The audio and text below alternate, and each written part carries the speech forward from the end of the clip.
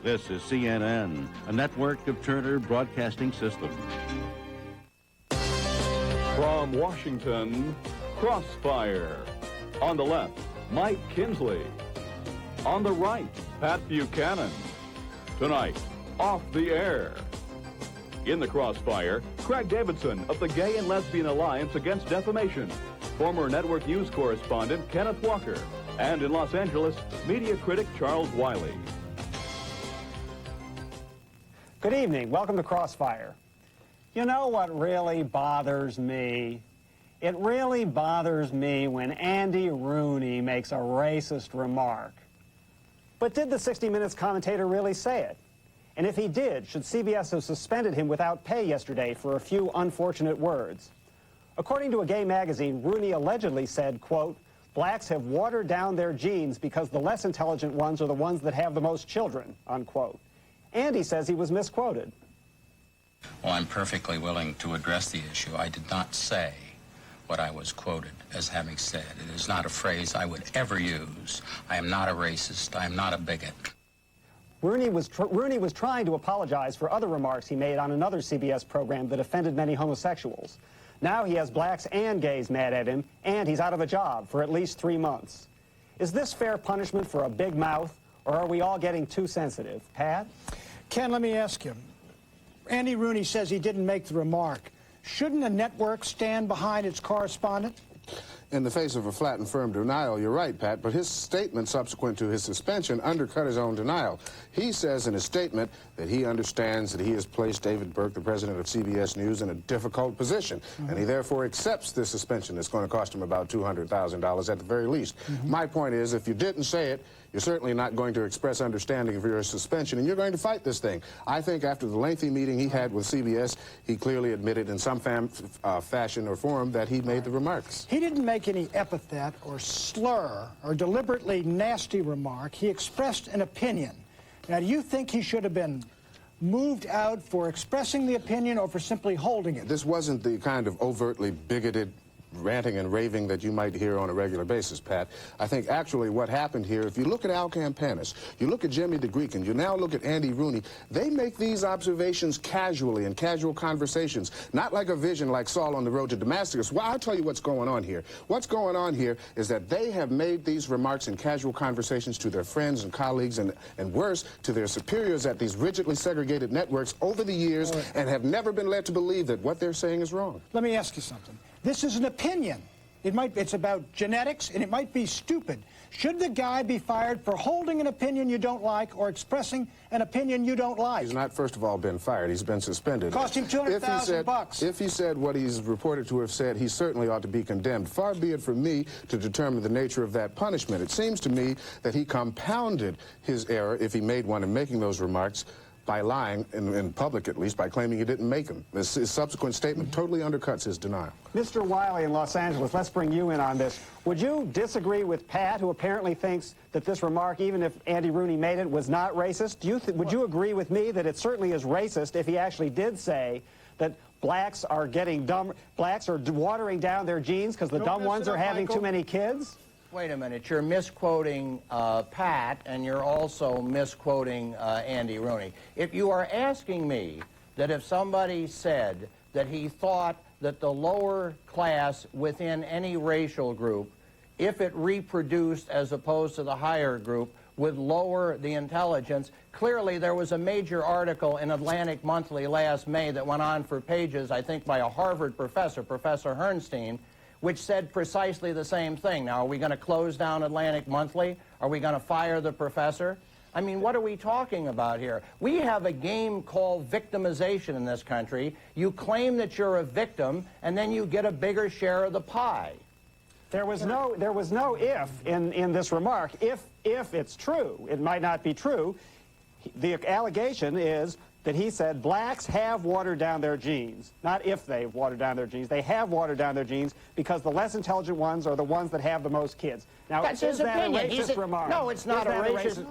No, it is simply a man's opinion. I don't know how he said it, but if that's his opinion, are you outlawing opinion? Are you outlawing scientific inquiry? I'm not asking you what we should do about it. I'm asking you as a preliminary question, so we're all on the same level. Is that a racist remark or not, if it was made? If it was made precisely the way the worst versions say, it is possible that you could say he used bad taste. If you're talking about the basic subject matter, of course not. Let me ask you, Mr. Davidson, let me get you into this. This started, apparently, because Andy Rooney made a remark on a year-end show. Let me read you the exact quote. He said in 1989 there was some recognition of the fact that many of the ills which kill us are self-induced. Too much alcohol, too much food, drugs, homosexual unions, cigarettes. They're all known to lead to premature death. You immediately, your group, the gays, I guess, immediately jump right down his throat. What is wrong with that statement? Because it's factually untrue. Unsafe sex can lead to AIDS, which can lead to premature death, but unsafe sex can be heterosexual or homosexual. So his statement that homosexual unions alone lead to premature death is not only bigotry, it's also untrue. You know what really drives me crazy, to paraphrase your opening statement? It's that Andy Rooney was making these statements about gays for 6 weeks. He said he didn't want to be in a small room with gay people. He said that gay sex leads to death. He said that he finds homosexuality repugnant. And for 6 weeks, the media ignored that issue. I think it's entirely appropriate. It's entirely appropriate that he has been suspended for racist remarks. But the problem is he should have been suspended for anti-gay remarks 6 weeks earlier. Is there a double standard about treatment of anti-gay remarks versus racist there's remarks? a uniqueness here to what he said in terms of these allegedly racist remarks. He was talking about gay behavior, however demeaning that is. When you're talking about genes and watering down genetic pools, that's one of the way bigots dehumanize black people, say they are less than human. He has also said that gay people are genetically deformed, essentially. Ken, I want to ask you, I was unfamiliar with that. But is it an illegitimate, is it a taboo subject to discuss genetics on television? Wait a minute. Incidentally, he did this off camera. You guys, you and your friends get to raising these free speech questions only when you're talking about issues that affect black people who have no voice in the network television and national television in general, to which you're on broadcast. How many of them appear here? My point is that when you're talking about other ethnic groups, you're talking about Italians, you're talking about Irish, you're talking about Jews. When people make offensive and demeaning and hurtful statements about them, they're out of here. There's no free speech question involved. There's no free speech question involved. How about Jesse Jackson? Do you want to have him out of here because of his statement about honkies? Was that demeaning? Was that mean? Let me hear your comment on that, pal. As I recall it, Mr. Wiley, Jesse Jackson paid an enormous price, far greater than losing 3 months' salary for his Hymietown remark. So if you're suggesting there's some sort of double standard, he wasn't fired. Nobody demanded he be fired. Nobody demanded he lose his livelihood. Everyone demanded. There was probably half a dozen Crossfire shows on that very issue, if I had to guess. If we did one on this, I'd be surprised. When Mayor Koch condemned him for it, Mayor Koch was condemned as a racist for having called people's attention to the remark. All right, let me interrupt here. Ken, I want to call you on a point of fact. The #1 anchor on this network is a black, and you know him very well. He's my best friend in the world. All right, well, that's a ridiculous. We have a black and a woman who are anchors on our key shows. No, I'm talking about how many, in terms of commentary, as Andy is, in a position to deliver your views on the current events of what's going on in America. You don't see any. And you certainly don't see any men. Can we also get to a point here that's extremely important? Everybody's talking about free speech. This is not a free speech issue. Andy Rooney has a constitutional right to be a bigot in his own bedroom, in his living room, and on the street corner. But he has no constitutional, yes, I'd love to. He has no constitutional right to be subsidized, promoted, and broadcast by CBS News. Is this not an issue of blacklisting? No, it's not. Why not? There are certain standards of behavior that if you go over the line, CBS doesn't have to be associated with. Let me get into the issue of the gays. I think his statement that homosexual sex leads to disease and death is a demonstrable and true statement. It is held by 75% That's because you don't care about the facts. I happen to know that the gay community is engaging in safe sex and the rate of new infections with AIDS is virtually 0. And I happen to have scores of gay friends who have homosexual unions and are not ill. I happen to have the facts, too. And you give me the percentage of those who have died of AIDS who are gays is what? 75 to 80%. Pat, you know, I was on this show last year, and I shared a fact with you, and apparently you just don't want to remember it, and that's that the vast majority of gay men who have AIDS and are coming down with AIDS at this point in time were exposed to the virus before we knew that it was a virus. As soon as news about the virus came out and it was established how to avoid it, gay people have been avoiding it. Excuse so me, it is nothing about gay sex that leads to AIDS. But why does that invalidate the point that Andy Rooney made, which is that homosexual sex, just like smoking and too much drinking, leads to disease too much and sometimes drinking and death. too much smoking and unsafe sex that leads to AIDS, and that can be heterosexual sex as well. He should have said unsafe heterosexual. You know, Andy, I don't know why you're arguing this. Andy Rooney, in his supposed apology to the gay community, in paragraph 1, he admitted that he should have said unsafe sex, not homosexual unions. However, he then goes on to say that he finds homosexuals aberrational and repugnant. You don't think they're aberrational? I think that they're different and they're a minority, but does that make them aberrational in the sense that he's suggesting no? So you don't like his opinion? Don't we like minorities in this country? Don't we appreciate minorities in this country? When we come back, more on the ritual burning of Andy Rooney at the stake in the executive suites of CBS News.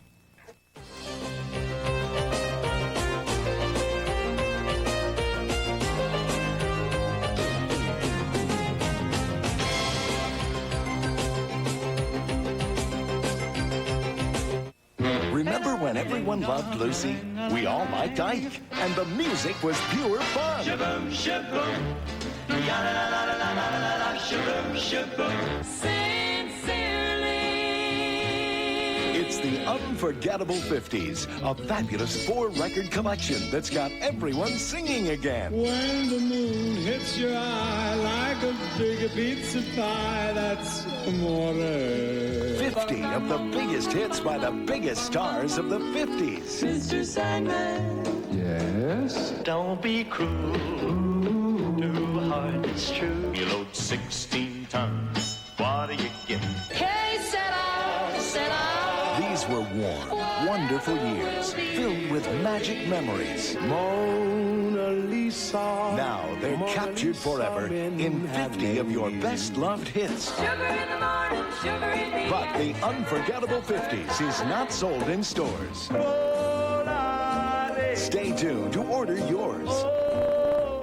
To order, call toll-free 1-800-257-1257 to save all COD charges and pay only $19.98 plus $3 shipping for 4 records or 3 long-playing cassettes, or $24.98 for 2 compact discs. Use your credit card or send check or money order to Unforgettable 50s, P.O. Box 8250, Atlanta, Georgia. Remember, send check or money order or use your credit card to save COD charges. A family as wild, as romantic, I mean, don't you know my whole life is off? as the land they live on. From the author of Lonesome Dove, Montana. Monday, February 19th on TNT.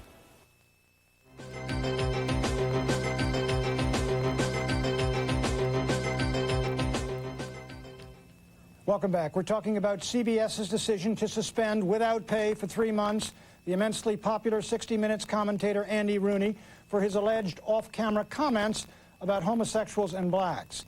News chief David Burke said the network could not, quote, tolerate such remarks or anything that approximates such comments, since they call into question the values of CBS News. The suspension could cost the 71-year-old humorist more than $100,000 in lost pay. Our guests here on Crossfire in Los Angeles, Charles Wiley, lecturer and media critic. Craig Davidson is here in Washington, executive director of the Gay and Lesbian Alliance Against Discrimination. And my old colleague, Kenneth Walker, a former network news correspondent with ABC. Ken Walker, you and I were on another television show which shall remain nameless. You made a comment. You made a comment that you thought a lot of the young Jewish kids who got into the civil rights movement did so basically for reasons of self-promotion. It was That was not at all what I said. All right, well, whatever you... All right, you can tell us what you said, but you were really jumped on by an awful lot of people, and a lot of them would have wanted to get you off the air. Can't you sympathize with a guy who's got a very controversial opinion and airs it off camera? Well, what I said did not misstate the historical record. What I said, in the way I said it, may have offended some people, for which I then and now apologize. What did you say? What I said was that in the civil rights movement, Dr. Martin Luther King's involvement was selfless, it was morally correct, it was the right thing to do, it was also self-interested. it was no different for Jews. It was selfless, it was morally correct and the right thing to do, but it was also self-interested. As a people who have been discriminated against, they had a vested interest in overturning apartheid in the United States. Quite different from saying that some people have watered down their genes. All right, let me ask you. That's exactly totally different. Ken Walker, okay, let me ask you something. Why did the Jewish community come down on you so hard, if that's what you said? Well, I don't know, but my point is, you don't know? have to ask the Jewish community. I don't even remember. My point is He remembers it. My point is this: did I hear any free speech arguments from you when that happened? No. That goes back to my original point. Tell us what happened. That goes back to my original point that when we're talking about white ethnic groups, we're talking about Jews, Irish, Italian. Nobody talks about whether or not I had a right under the Constitution to make these remarks. You just made a statement. You said when that happened. What happened? When the controversy from some Jewish organizations over my remarks occurred, I heard nothing from you about my First Amendment rights. Listen, I didn't hear one from you that you're in a controversy till we saw you later. And I didn't hear one word about this controversy, and it was no big deal. Let me ask Mr. Wiley about this point about a double standard. Mr. Wiley, would you be here defending Andy Rooney tonight if he had said, you know, all these corporate fat cats are really disgusting looters of the American people, and that includes the executives of CBS, and he got fired for saying that? Would you be here defending him, or would you be saying, CBS is a corporation, they have the right to fire anyone they want? Well, first of all, I would be here defending him up to the hilt, because I am consistent. I think that we should have a single standard. And what we've done is we have changed standards around as people have sought to get their victim status. An example being in Boston. I read on the cover story of Time magazine a couple of weeks ago said that the white community up there has to ask itself, why was it that when they found a man in a car with his dead wife alongside of him and a bullet in his gut, that they sympathized with him instead of being suspicious when he said that a black man had killed his wife? Now, if you had gone to a black man in a similar situation and you had shown suspicion instead of sympathy, you would have been denounced as a racist. We have now got a double standard which is so outrageous that it is stifling free expression. You don't think that discrimination and racism against blacks is a worse problem than discrimination and racism against whites in this country today as a practical matter in 1990? I think that as it is working out, there is as much or more discrimination against whites for doing the same things. Okay, let me bring you back in, Mr. Davidson. My understanding is the Gay and Lesbian Task Force or Alliance Gay and Lesbian Alliance Against Defamation. Defamation, it's discrimination down here, our fault. Defamation. Now, it's my understanding that you're going to get CBS News to circulate inside the news division now literature which will sensitize them so that they don't make, quote, homophobic statements. Is that correct? We can't control the behavior on a hour-by-hour basis, but yes, we are distributing literature so that reporters will be sensitized to lesbian and gay issues. Has Mr. Burke, the head of CBS News, authorized you to distribute that literature inside his building to all his reporters? Not to all his reporters. He said that he would help distribute it to some of the staff. I'd like to make a point, though. Mr. Wiley, speaking of double standards, Mr. Wiley has previously been on this show representing an organization, the entire point of which is to influence the media in the right-wing direction. They have gone after advertisers to suppress documentaries about gay people. They have tried to get Dan Rather and Betty Furness fired, and they have promoted a book which suggests that the government censors should sit in the network newsrooms and approve what goes out in the network news, and then Mr. Wiley's out there telling us that he's all in favor of free expression. Let Mr. Wiley respond. Mr. Wiley, has he got your number or not? Obviously, he is totally wrong. I support free expression. I don't even know about the book that he just mentioned. It's called Target America, and it has been promoted by AIM for the last 5 years. I cannot believe that AIM has asked that government censors sit in on newsrooms. Well, that they is promoted a book absolutely called absurd. Target America, and I just suggest you read Target America. Well, come on, they have 1,000 books that they have pushed. All right, but let's talk about a real issue. Charles, let's let Ken Walker in. I think that, you know, whatever you feel about Andy Rooney's suspension, I think the action, the immediate and swift action by CBS News is hypocritical. I think that CBS News and the other networks networks in this country, the major networks, are among the most rigidly segregated institutions still remaining in this country. And to take this high moral tone about how those kinds of remarks are in no way associated with our values is nonsense of the highest order. Okay, thanks, Ken. We got to take another break. When we come back, we're going to ask whether Andy Rooney was hoist on his own petard.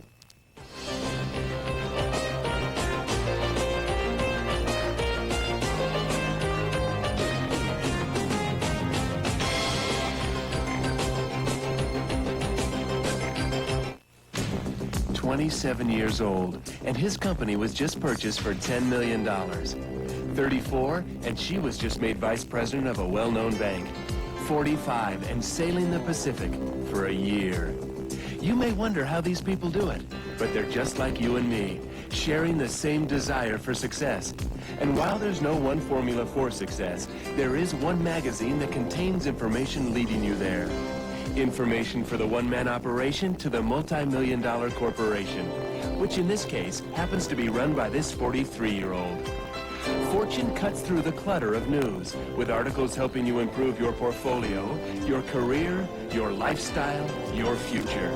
And whether you're working your way to the top or are already there, Fortune keeps you ahead with celebrated issues like the famous Fortune 500, the classic business roster of today's most successful companies, and the Investor's Guide with top picks from some of the sharpest minds on Wall Street.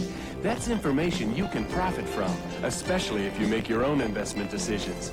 As a bonus with your paid subscription is the Investor's Guide and this free Fortune Facts with Solar Calculator. It's a business calendar, a work planner, a personal directory, which is being used by this 47-year-old who runs one of America's most successful medical companies. So call 1-800-678-9300 and get 17 issues of Fortune at almost 50% savings off the cover price, payable in 3 installments of just $9.97 each. That's what this 28-year-old international financier would call a great business deal.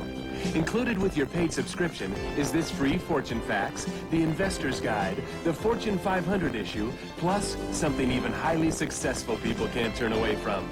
Almost 50% savings off the cover price. So call 1-800-678-9300. What's that number? 1-800-678-9300.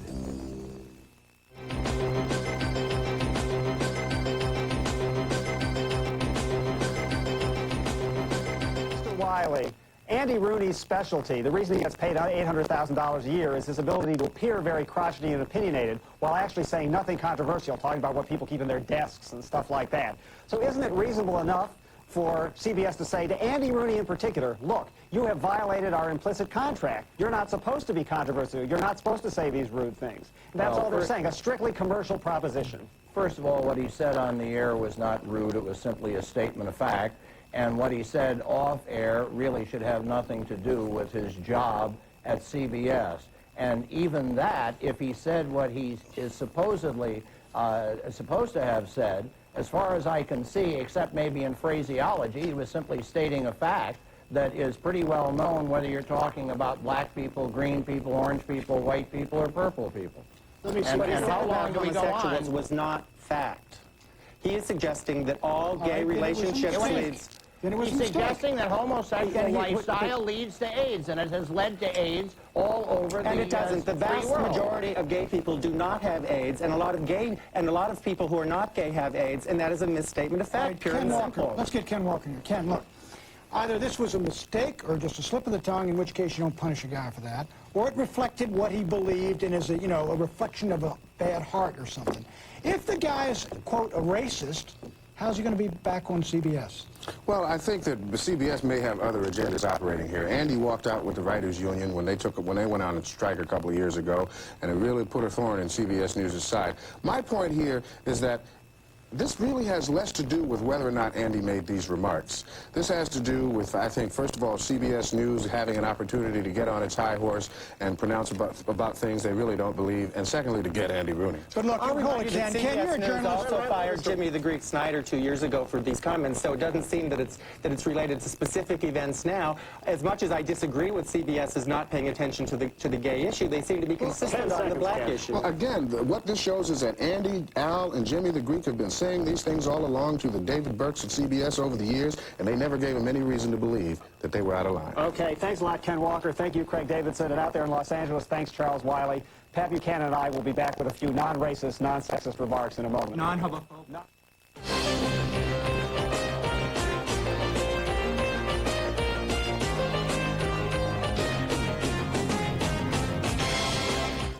Get ready for a special Sports Illustrated sneak preview. It's unreal. The man, it's like he's from another planet. You never know what he's going to do. He doesn't even know. He just does it, and you're like, duh. They just saw an amazing video cassette presented by Sports Illustrated, starring the most exciting figure in sports today. who else? Jordan. Unbelievable. Yeah, he's unbelievable. Michael Jordan, Come Fly With Me 1990.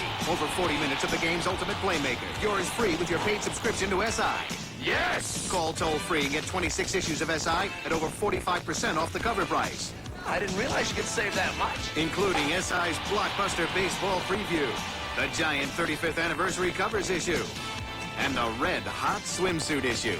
So what's the catch? No catch. You get it all for just 3 monthly installments of $12.97 each. Even use your credit card. Golden. Let's do it. Save over 45% and get the Jordan video free. You're going to be giving away a lot of these babies starting right here. Hi there, I'm Don Carson, CNN Weather. A brand new blast of cold Arctic air will be booming into the northwestern corner of the country overnight, and by the late afternoon hours on Monday, we'll see a combination of some rain and snow along the coastal sections here, and then it's all snow over to and including parts of the northern and the high plains. The Seattle area, for example, overnight we'll see a combination of some rain and snow, but during the day on Monday, mainly during the morning, they will see some snow showers. Mostly clear for the southwest, and most parts of the east will also be clear. Across the upper and eastern Great Lakes by the late afternoon, good chance of some scattered snow showers. And now some daytime highs and conditions for Monday.